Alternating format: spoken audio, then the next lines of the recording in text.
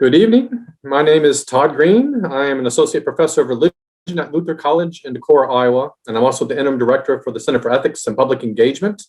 And I want to extend a warm welcome to everyone who's joining us this evening from the Luther community, the Decorah community, and the broader public. Tonight, we'll feature a presentation from Dr. Edward Curtis of Indiana University, Purdue University, titled How I Left the Interfaith Movement and Found Interfaith Solidarity. The presentation this evening is sponsored by the Center for Ethics and Public Engagement. The center's purpose is to facilitate dialogue and understanding about responsible citizenship and the more pressing ethical issues of our time. Joining us as a co-sponsor is College Ministries at Luther College. College Ministries, along with the Center for Ethics, have collaborated to sponsor tonight's presentation and discussion after receiving a grant from the Interfaith Youth Corps to offer programming dedicated to interfaith cooperation and civil rights. This presentation fits the spirit of that larger theme. Let me now introduce our speaker for this evening. Dr. Edward Curtis is Millennium Chair of the Liberal Arts and Professor of Religious Studies at Indiana University, Purdue University. Dr. Curtis is a publicly engaged scholar of Muslim American, African American, and Arab American history and life. He is the author of almost a dozen books, including Muslim American Politics and the Future of U.S. Democracy, and he's one of the founding editors of the Journal of Africana Religions.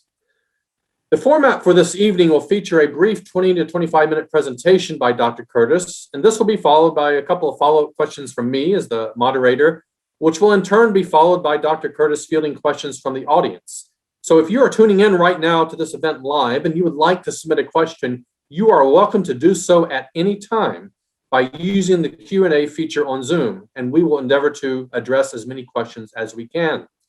So without further ado, let me hand things over to Dr. Edward Curtis. Dr. Curtis, welcome.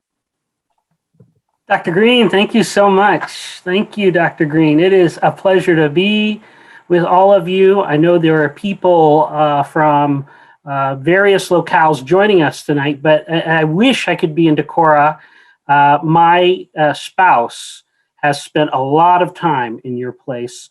Weston Noble was a friend of the family's, and she went to band camp after band camp during the summers at Luther College. So someday I've told Dr. Green that I am going to come in person and have lunch, and I hope you all will join me then so we can meet in person.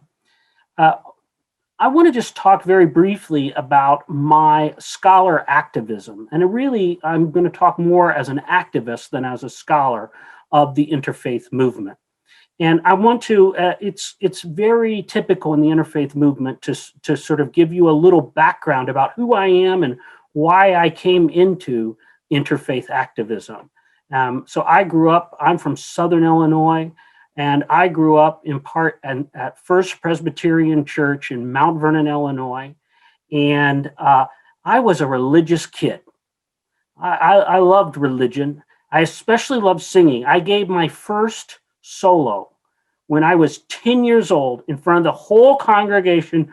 Do Lord, oh do remember me. Do Lord, oh do remember me. And that was it for me. I was embraced by the congregation. They loved on me, and I loved them back. So I became a formal Presbyterian, in 8th grade when you take your first communion. And then I went off to boarding school on the East Coast. And there I was exposed to a lot of different religions at my high school. And I seemed to have just as much interest in learning about other religions as practicing my own. So on Friday nights, I would sometimes go to Shabbos or Jewish services to light candles on Friday nights.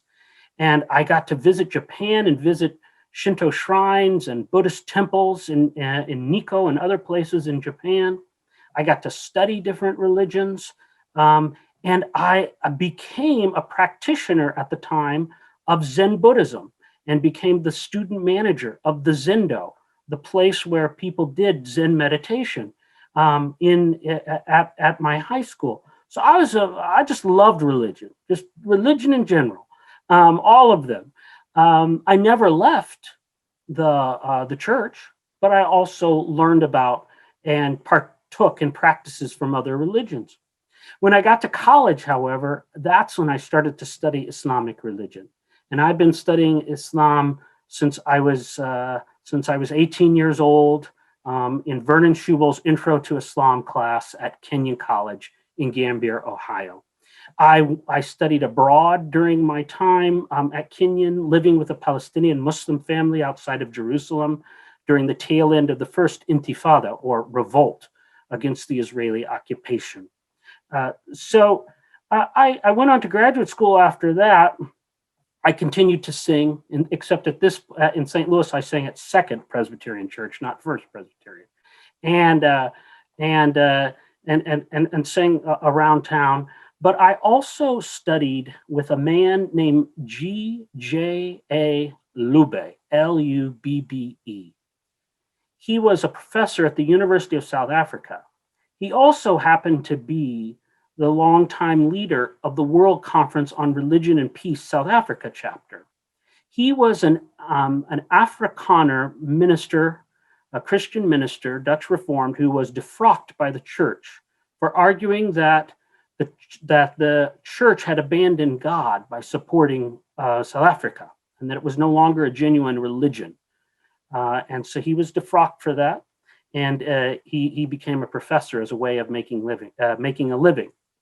He taught me one very important thing, a lesson that is still with me about what it means to do interfaith work, to work with people across the lines of faith to do something. And his approach to interfaith work was always justice oriented. It was not enough to sit around and talk about what you believed. You had to, there was too much good to be done in the world. There was too much injustice.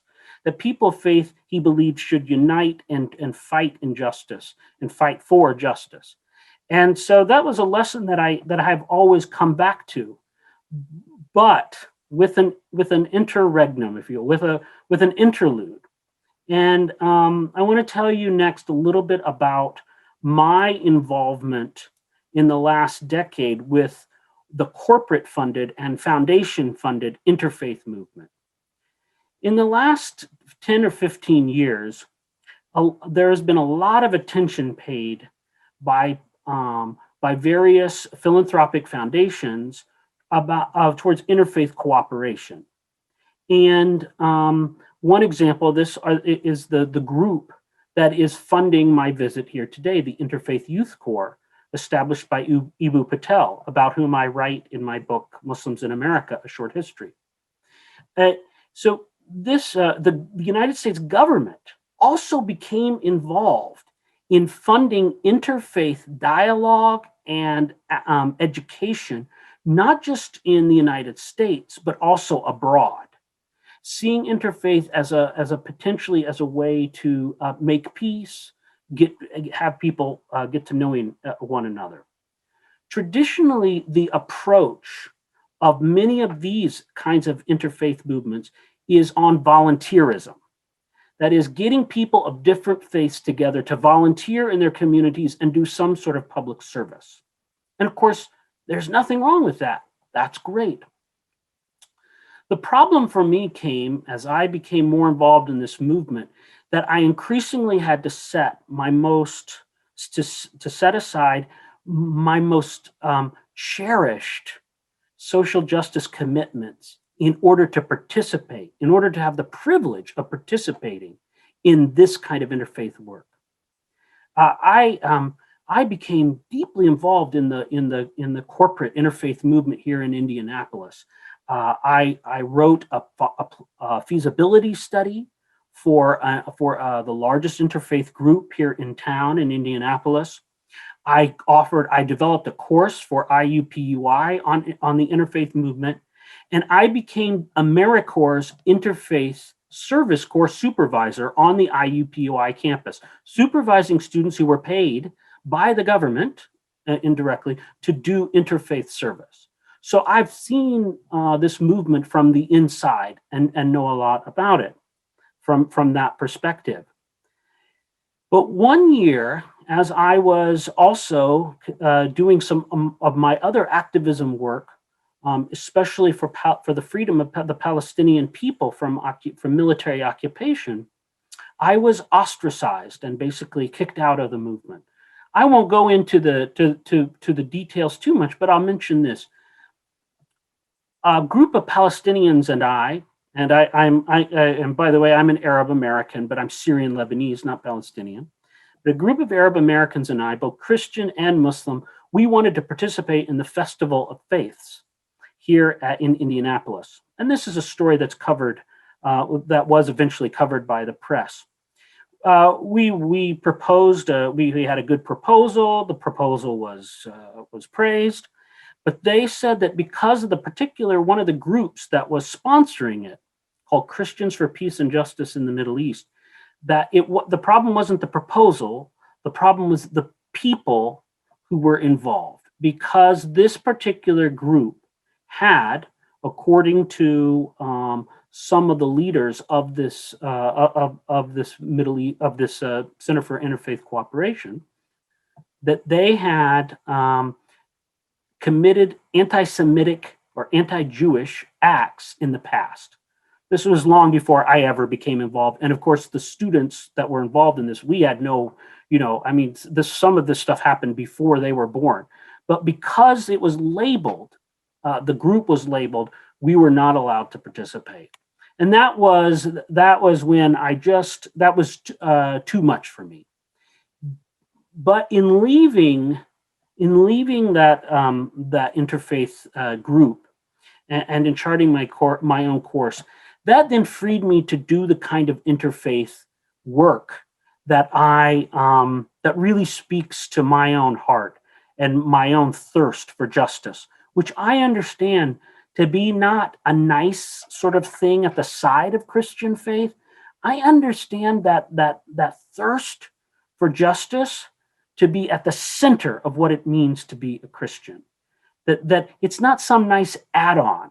It's not you do it if you can afford to do it. No, you do it. It will require sacrifice of some kind. That's part of what it means, right? To be a follower of Jesus and to be willing to sacrifice reputation, jobs, other things in order to bear a cross. And so by leaving that corporate and foundation-funded interfaith movement, which had all the powerful people, the mayor's office, political lobbyists, the archdiocese of this or that, by leaving that, it then freed me to begin to involve myself in much more grassroots interfaith solidarity. And the place I went, and that until quite recently, I've really focused my efforts, has been on the Palestinian movement. And until there was a tremendous backlash against Palestinian advocates in this country, there was all kinds of foment that still goes on underground, but is not as on the surface now. A uniting of Jews, Christians, and Muslims, Sikhs, Hindus, Buddhists, and people of no faith at all, or spiritual but not religious folks, pagans, you name it, who were uniting for justice for the Palestinian people. In particular, to boycott, divest from and sanction the state of Israel until it withdraws from the occupied West Bank, lets Gazans travel freely so that they can get medical supplies, food, jobs, etc., and also offer back the property that they took from Palestinians in 1948. These are the demands of the movement, of the BDS movement, which is a nonviolent movement and uses boycott, divestment, and sanction. And by uniting, I found, once again, almost like in high school, I found my own faith renewed when I began to sacrifice for that movement. I was tarred, I was called names, I got some mean mail. I mean, nothing compared to what Palestinians themselves face in Palestine, but it was not without stress, right?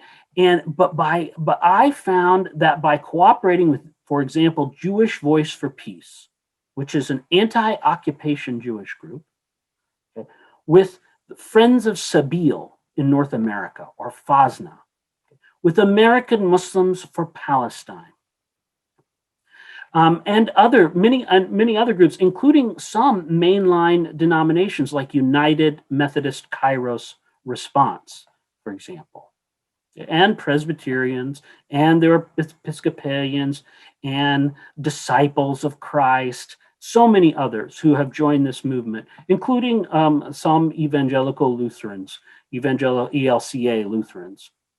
So I found that by uniting with Muslims, Christian Jews, and others, that my own sense of hope was renewed.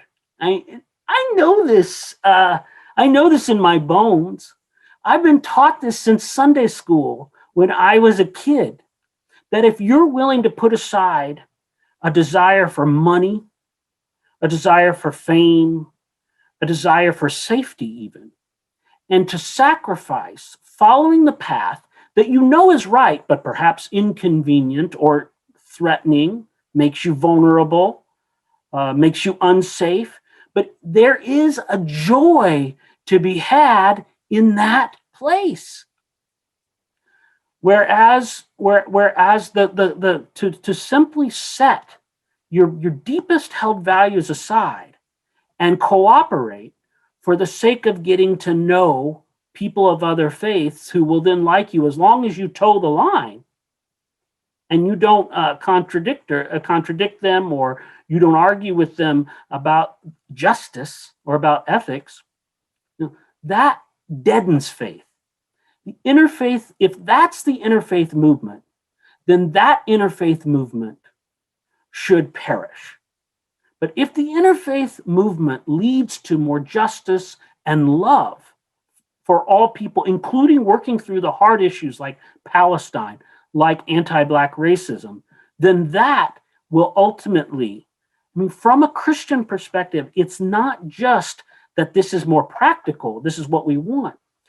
We can't be in relationship with the divine if we cut ourselves off from the deepest calling of our hearts to love all and to make sure that justice is done to all, regardless of who they are. That's what we're called to do.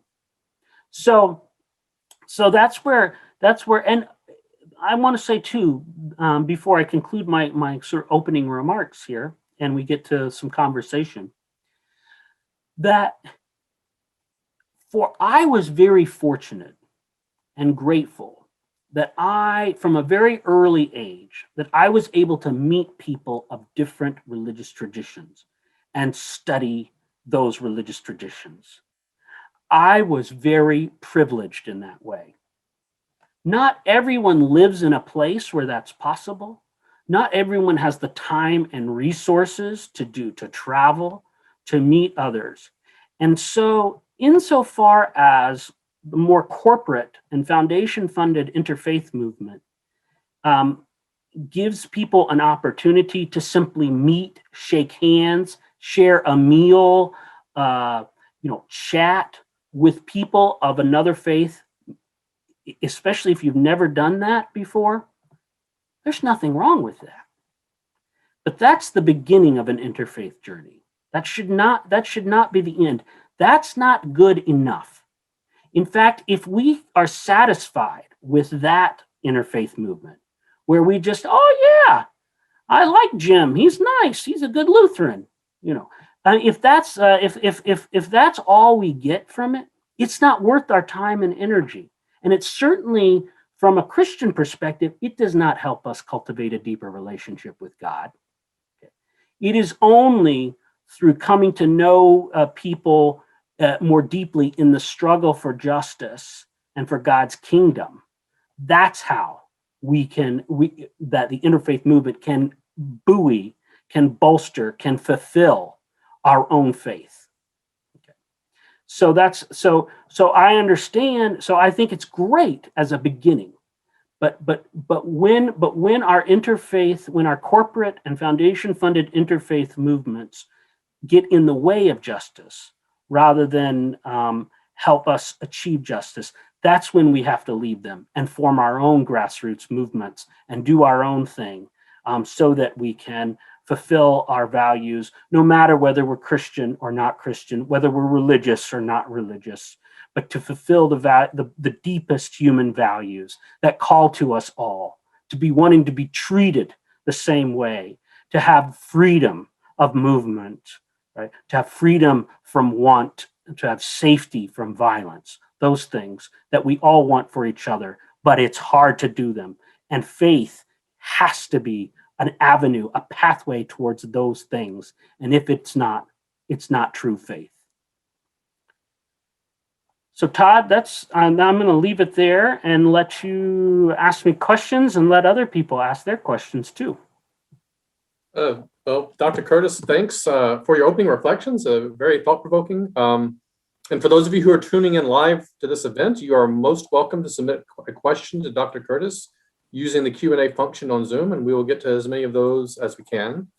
So, Dr. Curtis, my kind of first question to get us started is, I'm just paying attention to what you're saying here. And what I gained in part from your presentation is that common ground as a goal for interfaith work is not good enough in the sense of just sort of getting to know people and what do we share in common and at a surface sort of level, right? I heard you say that if justice is ultimately not the end goal, and sort of the deep, cultivating the deep love for a fellow human being, then interfaith work is wasted.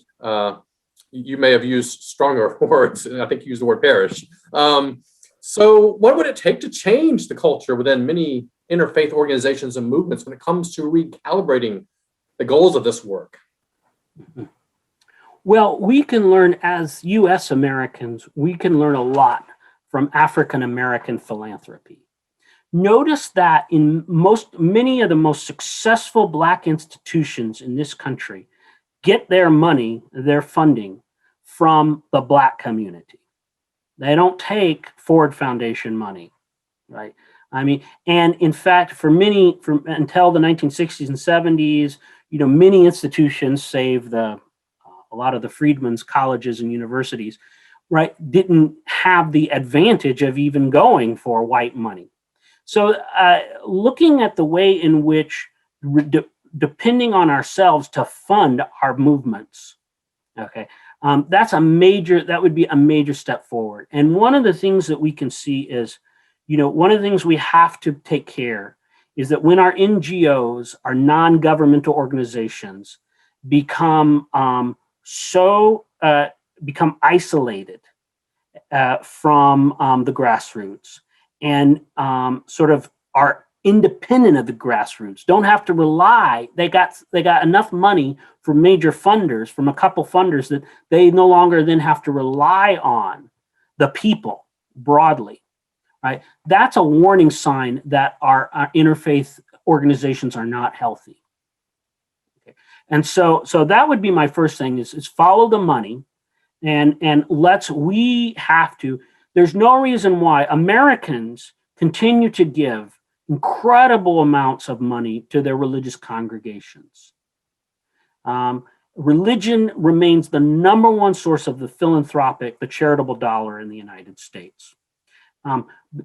We can use some of that to fund grassroots interfaith movements that are explicitly working for the values of justice that we believe in. Now, by the way, does that mean we're going to have organizations that are in conflict? One interfaith group is pro this and one interfaith group is con this?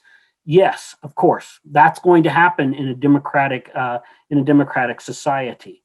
But I see that as that kind of participation can lead to constructive compromise and dialogue, whereas simply silencing the minority voices by denying them foundation and corporate and government funding, this is not a healthy way to build a civil society. So that would be my first. That would be my first one. And the second one would be, in the United States, in order to do justice, we always have to make sure that any intersecting oppressions are accounted for. First being race. If our interfaith movement is not in partnership with and is not partially controlled by Black and brown people, then once again, we have to question its health. If it's only attracting white people, then that is likely not going to solve problems in the United States or the world, where racial divides and racial oppression are at the center of society. This is also true for sexual identity. If our interfaith movements are not welcoming a people of different gendered identities, then we will not be able to overcome the kind of sexism and oppression that are part of our society. So we need to, and many of you I'm sure have heard of this idea of intersectionality, but we need to pay attention to more than just the idea of getting people of different faiths together if we're going to work for justice. So those would be two kind of signposts that I would use in building interfaith groups. And by the way, the groups that I am a part of pay deep attention to those. Like I mentioned before, Jewish Voice for Peace, Friends of Sabeel North America, American Muslims for Palestine. Those organizations pay very close attention to those issues. No, thank you for those reflections. I'm going to pose one more question from me and then turn it over to some audience questions. What can those invested in the Palestinian struggle and those invested in Black Lives Matter learn from one another?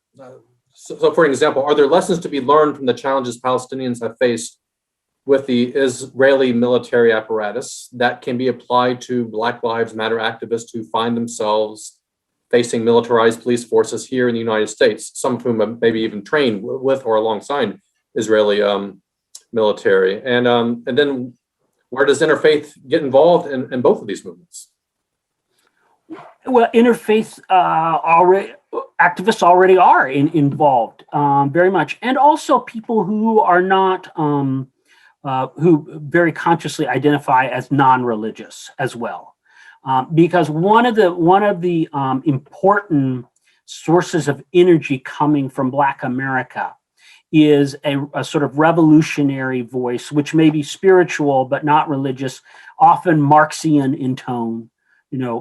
Black communism, the Black radical tradition, has very deep roots in the United States, and for more than a century. And it is, and perhaps one of its greatest voices was W.E.B. Du Bois.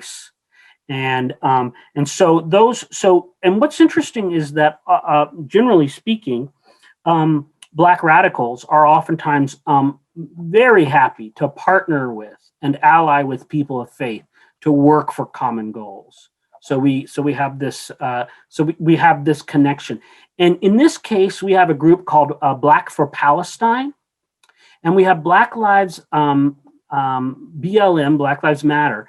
The BLM has been very pro-Palestinian from the beginning, and really recognizes the harm that the United States does by supporting the Israeli occupation, and sees their movement as connected.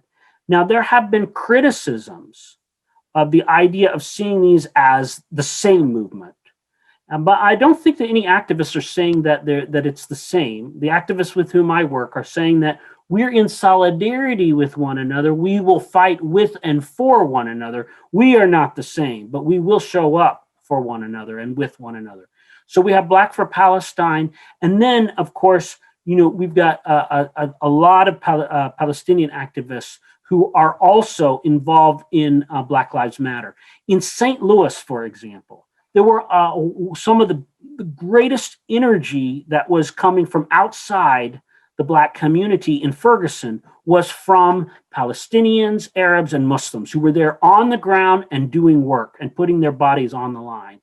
And that's just one example. So what I would say is, instead of, so I would just say to your question, yes, this is already happening. Now let's look at those examples. Let's study those examples. Let's get out on the streets. Let's be in solidarity and showing up for both of these things. We have to, because the forces supporting the status quo are very strong, and we need each other to be with one another if we're going to fight injustice. Thank you, Dr. Curtis. I have a question from a faculty colleague of mine, Victoria Christman, who writes the following. First, thank you for sharing your story. I can relate to much of what you said this evening, but my question is this. How much does the problem actually lie in this country rather than in the interfaith community? I have spent a lot of time in various European countries, and I suspect that things would be different there because attitudes toward the state of Israel and its treatment of Palestinians is different over there. But in the United States, any criticism of Israel is shut down by being labeled anti-Semitic. That, it seems, has less to do with interfaith work or religion at all, and more to do with our political position regarding Israel. What do you think? That's a wonderful question. So the Islamophobia is a global movement, and Islamophobia rests in part on assumptions that are generated through justifying the Israeli occupation of Palestine. Israel has deep allies and friends in South Asia and in Africa. And there you will find the challenge of the interfaith movement to be very similar. So Hindu supremacy is a challenge to Muslim people, Muslim lives in India, but it also enables Israel. It is and there are a number of African countries that also have strong ties to Israel as well. And Israel's done a lot of work to try to build these ties. Oftentimes, these are countries whose leaders have a belief in Christian Zionism, the idea that when all Jews gather in to the biblical land of Israel, that this will usher the second coming of Christ, and that this is a necessary step in restoring God's reign on the earth. And so you find that, this is very deeply part of African politics, not in all countries, of course, but in some. So I agree, in Europe and Latin America, this is not as big an issue, although in Central America, I'm forgetting which country is forging very strong ties with Israel at current. But there is one.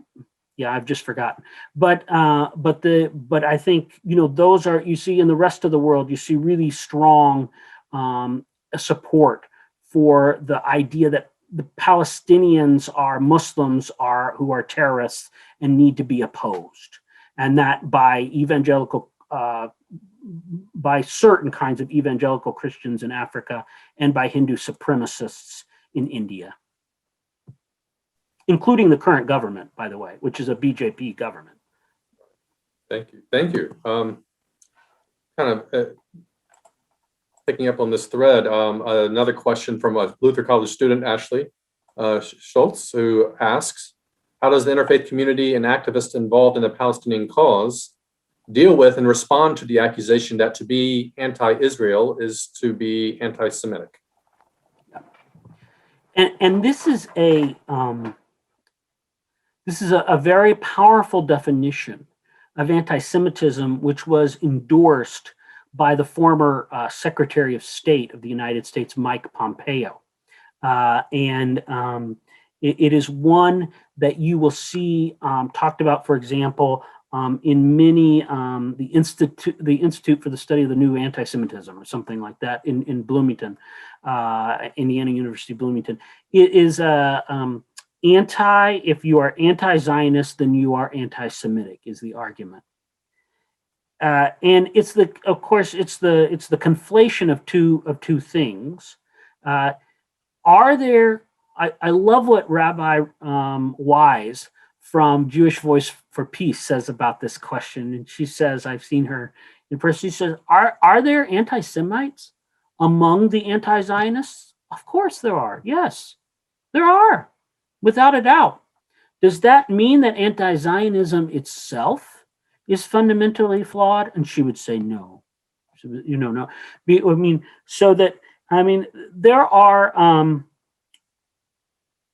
There are challenges in no movement is perfect. If we require social movements to be full of perfect people, first of all, most Christians will disagree with that. That's even a possibility, since imperfection is not. Perfection is not on the table for humanity.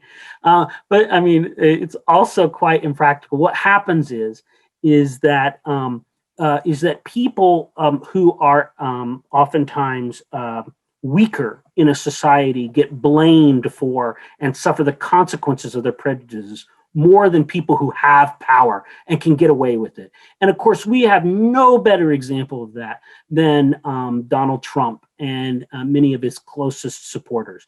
The things that they could get away with, are really quite incredible. Whereas you take someone like a Louis Farrakhan, who is universally condemned, except that he still has quite a lot of grassroots support among African Americans for several reasons. But the way that Barack Obama used to talk about Farrakhan, it's like Uncle Louis. Of course, Uncle Louis is crazy. We don't cotton to what Uncle Louis is saying, but you don't agree with it. But at the same time, the idea that everybody in a community has to be perfect, or otherwise, that you're going to have no anti-Semitism. This is not realistic. What we can do, and what pro-Palestinian activists do, is we unite the fight against anti-Semitism, which we define as anti-Jewishness. And there's plenty of it around, and it is growing, especially among white supremacist movements in Europe and the United States. We don't have to look very far. But that's not coming from Palestinians. It's the most anti-Semitism, just like most domestic extremism, which is a word I don't like very much, but white supremacy are not coming from Palestinians. So we have to simply state over and over again, even if we lose some struggles, that there's a difference between anti-Zionism and anti-Semitism, and we continue. The other great thing, honestly, about being in a movement is that our Jewish partners are willing. They know this is going on, and they do so much work to keep saying over and over again that anti-Zionism is not anti-Semitism. And they will say, I'm going to say this because I'm a Jew, and I don't want some Muslim or Arab to be blamed for being anti-Zionist. So that really, this is where Jewish Voice for Peace is extremely powerful. And that's the promise of having allies across the tradition, so that they can stand up, and so that we can talk inside of our own communities as well as across communities, and challenge inside of our own communities. Thank you. Another question from the scholar Nathan Lean, a good friend. He writes, "This has been very interesting and enriching. Thank you, Professors Curtis and Green. My question is this: have you seen that interfaith work that is oriented toward a common social justice goal softens oft-hardened theological views that even those within such movements have of one another?" So I'm thinking— Say that again. I didn't quite get the question. Okay, so the question is, reworded here is, do you think that interfaith work that has social justice as a common goal helps to soften what might otherwise be very hardened theological views? And Nathan uses as an example, debates that might exist between Christians and Muslims over the sonship of Jesus, the Trinity, salvation, things like that. Do those views get kind of softened in interfaith work that focuses much more on social justice and on action versus, say, doctrine? Yeah, that's a really wonderful question. I think, the way that the Reverend Dr. Lube would respond to that is very influential. I mean, he said, hey, in apartheid, if you look at apartheid and you're fighting apartheid, you don't have time to sit around and debate these doctrines. And that is not what your faith is calling you to do. And so, I mean, if you truly believe that your faith is calling you to the path of love and justice, then, one really must limit one's time spent on Christology. And I agree with that. But I'll also say this for Jerry Lube was, I mean, I think he had a standard Reformed theology from, the time he was 20 until the day he died. I mean, and I think it was, but that was always balanced by Christian humility. So whether or not, for example, we believe that Jesus Christ is the only path to heaven, which of course many people who engage in interfaith activism are not exclusivistic in this way. But if you believe that, it would still be possible to engage in the important work of interfaith justice if you really thought that was not a sideshow, right? You could balance this. It would be possible. So the one thing that I don't want to require of my allies is that they soften their theology. What I'm interested in is, are they showing up for the work, right? And then let God be the judge later. Now, I'm sure that there are some good studies on this question of whether and I see one of our guests is shoulder to shoulder. I bet they can cite some studies, and maybe you can cite some studies, Professor Green. But I'm just talking from the level of experience and what I've seen. It doesn't. It used to bother me more, honestly, but I've come to embrace the paradox that may happen inside of us if we are exclusivistic, and yet we still do. And I think of someone like a Tony Campolo. I mean, he seems quite evangelical. He seems to believe Jesus is the only path to salvation, and yet he is fighting for a lot of the same things that I fight for. Thank you. Another question from a student, Luther student, Marin Gabor. How can we as Americans pursue an interfaith rhetoric? So it's a question based on rhetoric that is pro-Palestine or Palestinian, but does not come off as being anti-Semitic, especially in the context of when we are taught that opposing Israel makes us anti-Semitic. So question about what kind of rhetoric can we use to sort of signal our support for Palestine without coming across as anti-Semitic? Mm-hmm. Mm-hmm. Well, the first step is to learn about anti-Semitism and the tropes and traditions of anti-Semitism. For example, if you're a Christian, it's very important to know about supersessionism.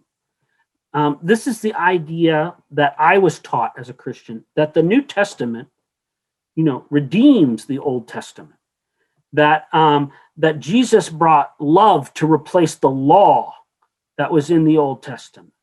And then we take Jewish traditions for our own, and we read them however the heck we want to, without doing violence to the Jewish tradition, especially to the rabbinical tradition, which is a primary mode of interpreting the scriptures in the Tanakh or the Hebrew Bible. So for example, just knowing what supersessionism is, knowing what blood libel is, knowing the history of anti-Semitism, of global anti-Semitism. These are all very essential, and acknowledging those is very important. Okay. But there comes a point, in my own view, when you have to decide whether or not you are willing to make people mad. Because what has happened rhetorically is that pro-occupation spokespersons have convinced a great many people that indeed that the occupation is an unfortunate but necessary part of life for Israel because the Palestinians are a people of death, destruction, etc. We don't have a partner to negotiate with, and all of these things. And so you have to, I think there comes a moment in every Palestinian advocate's life when you have to say, am I willing to be called an anti-Semite? Especially if you're brown-skinned, okay, or you wear a hijab, a scarf on your head, or if you're minoritized in some other way, you are particularly vulnerable to being called this as an epithet, and of your voice being undermined, or if you're Black. And so, some of us don't have the luxury of sort of skirting this. I mean, I don't think in the end, no matter what honeyed words we come up with, at some point, we will have to confront the injustice of the occupation. And we have to tell the truth that the Israelis are not only occupying, they are torturing people, and they're torturing children in prison as we speak, using the same techniques that the United States used and it has used across the world. Right? So we have to, and if we say that, we're going to be accused by some, not everybody, but by some, of being anti-Semitic. I just don't see a way to get around it. Thank you again. Another Luther student, Jess Labinsky, asked, how did Christian Zionism arise? Where did it originate? Very, very large question in terms of the topic, but maybe you can hit some highlights in terms of the history, particularly its modern history. Sure. Well, and Professor Green, you should take his classes because I'm sure he covers this kind of stuff in his classes too. So if you think about the idea of redeeming Israel, right, of redeeming the Holy Land, is something that's deeply part of Christian culture. It dates to the Crusades. But in our Protestant dominant country, we can see discussion among the Puritans in the 1600s associating a war between the barbarians or the Turks and civilization, which at the time is represented only by Christians, as playing out in the Holy Land. The Holy Land is seen as a place where the signs of the end times are going to occur. And it is in the 1800s, the idea begins to be articulated that Jews must be returned to the land of Israel. This is the Zionist movement to establish a national home in the land of Palestine. And there are various inklings of this, but it doesn't come to full flower, I think, until the 1970s, with Hal Lindsey and his novel, The Late Great Planet Earth, and all the prophesying of the non-aligned evangelical Protestant Christians in the 1970s. And this is a transatlantic phenomenon. It occurs in Europe as well as the United States. And you see increasingly, and this is, and the backdrop of this is the 1967 Six-Day War, when Israel conquers the West Bank, Sinai, and the Gaza Strip and the Golan Heights. And this is occurring as there's all kinds of other social foment. Think of the 60s, stereotypical 60s in the United States, including and especially Vietnam. And so the singling out of among American Christians of this special relationship with Israel, and the idea that Israel is part of us, it's who we are, right? This really becomes regnant at the same time that the United States loses the war in Vietnam, because the Israelis are said to be the people who fight the terrorists the right way. They're willing to go all the way, whereas we weren't. We were in Vietnam.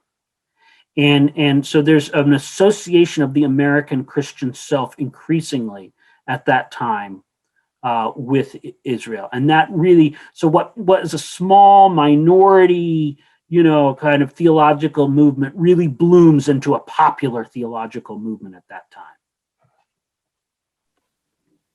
Thank you. So I have a question about an event that took place in November 2018. And I first want to fill you out to make sure you might have some familiarity with this or not. But Mark Lamont Hill of Temple University used to be a CNN commentator and got fired from CNN. He gave some remarks in November of 2018 at the United Nations in which he called for a free Palestine, quote, from the river to the sea. Why do you think he was fired from CNN? Was that particular statement, which is ostensibly the reason, or was it at least according to CNN, or was it a more deeply rooted anti-Palestinian bias at CNN and in the mainstream media?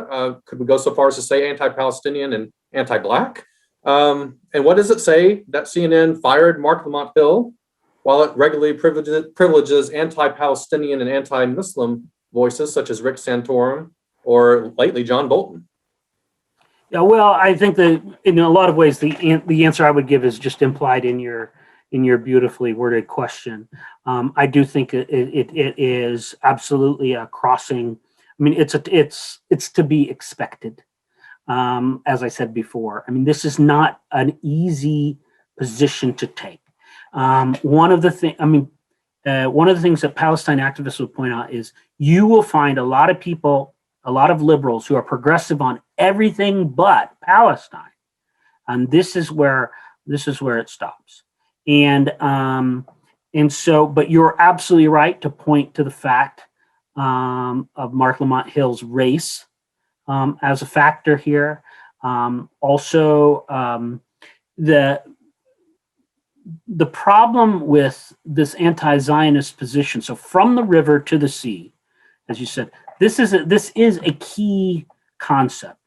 Increasingly, people who live and work in Palestine and among Palestinians are coming to the conclusion that a two-state solution is dead. It's already gone. There's no chance. If you look at the way the physical landscape, I mean, there are too many people living all over. There are too many Jewish people in the occupied territories, right? And 20% of Israeli citizens who live in the original, 1948 Israel are Arabs, and they are systematically discriminated against. They are, despite Israeli rhetoric, there's all kinds of evidence that they are second-class citizens in their own country. So, and that makes sense. When you have an ethno-religious state that exists for one group rather than other groups, and then you have a systemic problem.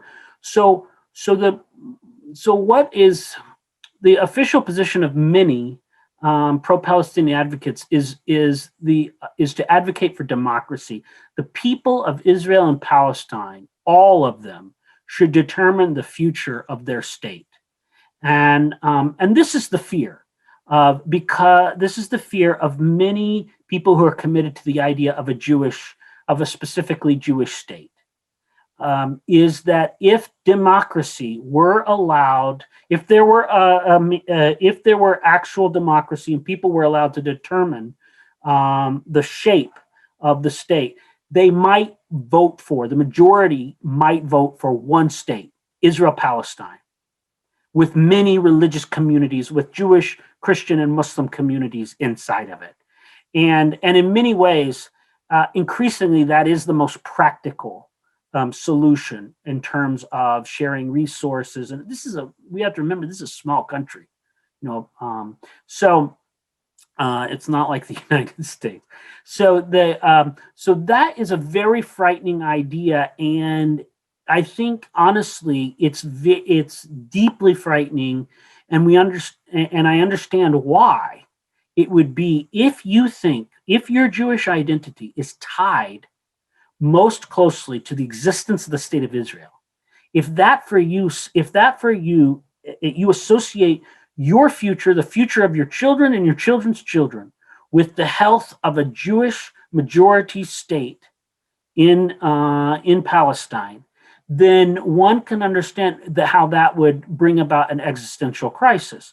Now, I'm not justifying it. I'm just trying to explain why it is that people would then violate their own values, for example, of free speech. And supposedly, we're all of us liberals or leftists, are in favor of free speech. I mean, really, all of conservatives. I mean, all Americans are in favor of free speech.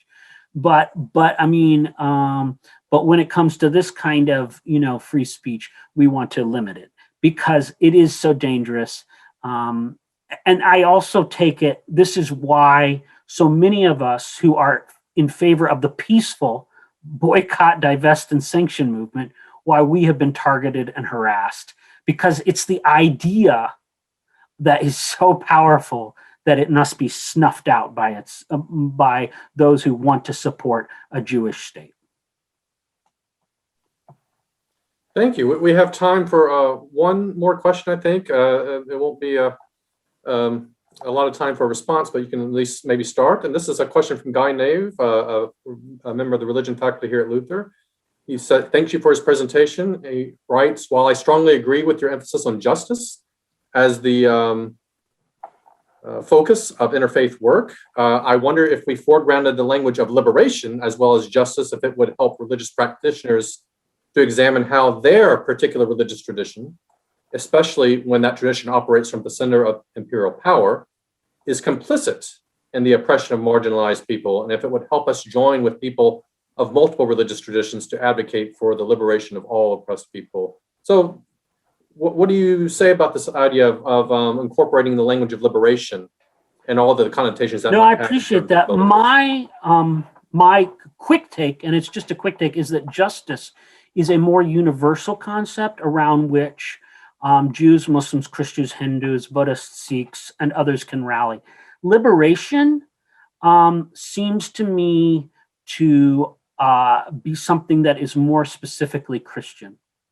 So, for example, if I'm a Muslim and I decide to fight for the liberation of Palestine, I might do that not because I am a Palestinian nationalist, but actually because I have enslaved myself to God, right? I am the servant of Allah, and so I'm just being obedient. This is my form of obedience. My job is not to liberate people. They're already God has already liberated them. My job is to observe God's commandments, and that would and God's instruction. So I don't know. That's just my quick take. But but the word liberation in Arabic, in Hebrew, in so many other languages and sacred texts, it's not as ubiquitous as the word justice, which is there, and which so you can there's so many resources for justice. Thank you, Dr. Curtis. Here we are at the end of our time, so let me just conclude with some words of appreciation. Thanks for carving out time from a busy schedule, I can imagine, to serve as our speaker this evening. Your presentation, I thought, ensuing conversation, these questions from the audience were incredibly thought-provoking. Thank you for your contributions and for the conversation you're helping to generate in our community. I want to thank College Ministries for partnering with the Center for Ethics and Public Engagement and sponsoring this event.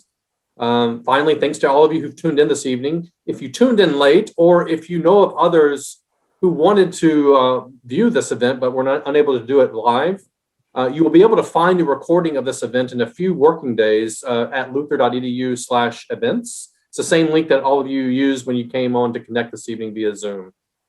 We hope that you found this conversation fruitful and constructive, and it's a conversation we look forward to continuing in the Luther and Decorah communities and hopefully beyond. Thank you again, everyone, and good night.